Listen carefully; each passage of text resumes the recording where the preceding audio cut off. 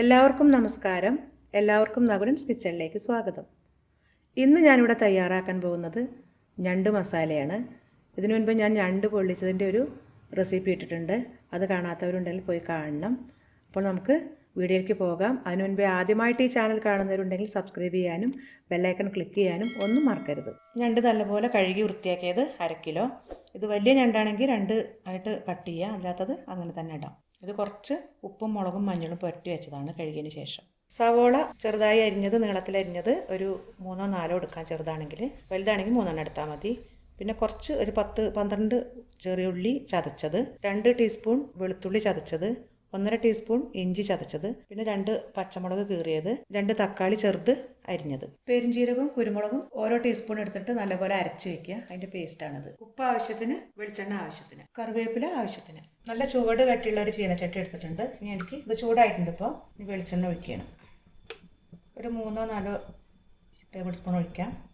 ഇനി ഇതിലേക്ക് സവോള അരിഞ്ഞിടുകയാണ്. നല്ലപോലെ ഒന്ന് വഴറ്റി കൊടുക്കാം. എളുപ്പം വഴലാൻ വേണ്ടി കുറച്ച് ഉപ്പ് പൊടി ഇടാം. നമ്മൾ ഞണ്ടിൽ കുറച്ച് ഉപ്പ് ഇട്ടിട്ടുണ്ട്. അപ്പോൾ അതിനായി കണക്കാക്കിയിട്ട് നമ്മൾ മസാലയിൽ ഇടാവും. ഒന്ന് വഴന്നിട്ടുണ്ട്. ഇനി നമുക്ക് ചെറിയുള്ളി ചതച്ചതും കൂടി ഇട്ട് കൊടുക്കാം. കുറച്ച് കറിവേപ്പില ഇട്ട് കൊടുക്കാം.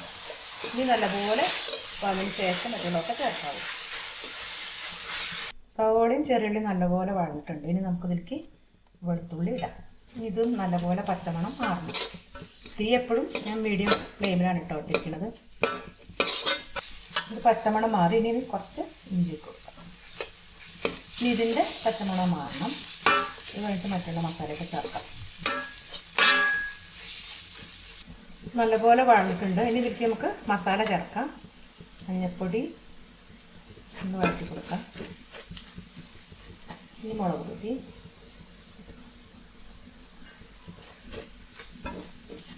എരിവ് അധികം വേണമെന്നുണ്ടെങ്കിൽ നമുക്ക് ചേർക്കാം. ഇപ്പം 3 ടീസ്പൂണാണ് ഇട്ടിരിക്കുന്നത്. മല്ലിപ്പൊടി നല്ലപോലെ ഒന്ന് പച്ചമണം മാറണം. തീ കുറച്ചിട്ട് കൊടുക്കണം കേട്ടോ. പച്ചമണം മാറിയിട്ടുണ്ടെങ്കിൽ നമുക്ക് ഇതിലേക്ക് കുരുമുളകും പെരിഞ്ചീരകവും കൂടി ചേർത്ത് അരച്ചത് ഇതിലേക്ക് ഇട്ട് കൊടുക്കാം. ഇതിലേക്ക് ഗരം മസാലപ്പൊടി ഒക്കെ ഇട്ട് കൊടുക്കാം. അത് ഞണ്ട് റോസ്റ്റ് ആണെങ്കിൽ, ഇതിപ്പം ഞണ്ട് മസാലയാണ്, അപ്പോൾ അതുകൊണ്ടാണ് ഗരം മസാലപ്പൊടി ഇടാത്തത്. പിന്നെ ഇതിലേക്ക് വേണമെങ്കിൽ അവസാനം തേങ്ങാപ്പാൽ പിഴിഞ്ഞ് ഒഴിക്കുകയൊക്കെ ചെയ്യാം. അതൊക്കെ നമ്മളെ ഇഷ്ടമാണ്. ഇങ്ങനെ വേണമെങ്കിൽ ചെയ്യാം. ഇത് നല്ലപോലെ വഴന്നു. ഇനി ഇതിലേക്ക് നമുക്ക് തക്കാളി ഇട്ട് കൊടുക്കാം, പച്ചമുളക് ഇട്ട് കൊടുക്കാം.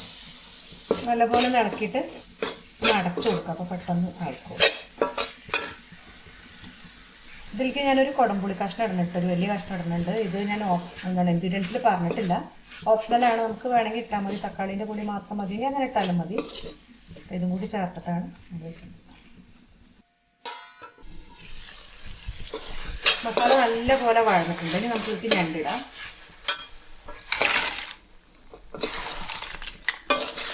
നല്ലപോലെ ഇളക്കിയതിന് ശേഷം ഉപ്പിട്ട് നോക്കിയിട്ട് പാകത്തിന് ഉപ്പിടാം. പിന്നെ സവോളയിലും ആദ്യം പുരട്ടി വെച്ചതൊക്കെ ഉപ്പുണ്ടായിരുന്നു. കുറച്ച് വെള്ളം ഒഴിച്ച് കൊടുക്കാം. ഇത് വേകാനായിട്ടുള്ള വെള്ളം. ഉപ്പ് കുറച്ച് കുറവുണ്ട്, അപ്പം ലേശം ഇടുകയാണ്.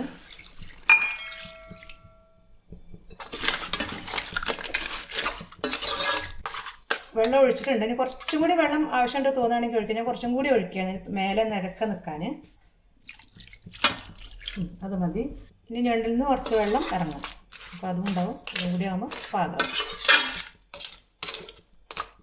ഇനി നമുക്കത് അടച്ച് വയ്ക്കാം. മീഡിയം ഫ്ലെയിമിൽ ഇടാം. നമ്മളെ ഞണ്ട് മസാല ഏകദേശം റെഡി ആയിട്ടുണ്ട്. ഇനി ഇതിലധികം പറ്റണമെന്നുണ്ടെങ്കിൽ അങ്ങനെ വറ്റിച്ചെടുക്കും ചെയ്യാം. അപ്പം ഇങ്ങനെ വേണമെങ്കിൽ എടുക്കാം. കുറച്ച് ചാറായിട്ട് പരലനായിട്ട് എടുക്കാം. ഇനി ഇതിൽ കുറച്ച് തേങ്ങാപ്പാലും കൂടി ഒഴിച്ചാൽ നല്ല ടേസ്റ്റ് ഉണ്ടാവും. പക്ഷേ ഞങ്ങൾക്കിവിടെ തേങ്ങാപ്പാൽ ഒഴിക്കുന്നില്ല. അതിന് പകരമായിട്ട് കുറച്ച് വെളിച്ചെണ്ണ, പച്ച വെളിച്ചെണ്ണ ഒഴിക്കണം. കുറച്ച് കറിവേപ്പില ഇട്ട് കൊടുക്കാം. ഏകദേശം വറ്റി. ഇനി നമുക്കിത് വാങ്ങി വയ്ക്കാം. സ്റ്റവ് ഓഫ് ചെയ്തു നമുക്ക് പാത്രത്തിലേക്ക് എടുക്കാം. അപ്പോൾ വളരെ ടേസ്റ്റി ആയിട്ടുള്ള ഞണ്ട് മസാല റെഡി ആയിട്ടുണ്ട്. ഇത് വളരെ ഈസിയാണ്. നിങ്ങളെല്ലാവരും വീട്ടിൽ ട്രൈ ചെയ്യണം. അപ്പോൾ ഈ വീഡിയോ എല്ലാവർക്കും ഇഷ്ടമായി എങ്കിൽ ലൈക്ക് ചെയ്യാനും ഷെയർ ചെയ്യാനും കമൻറ്റ് ചെയ്യാനും ഒന്നും മറക്കരുത്. അടുത്ത ഇതുപോലുള്ള നല്ല റെസിപ്പിയുമായിട്ട് വരുന്നവരേക്കും ബൈ.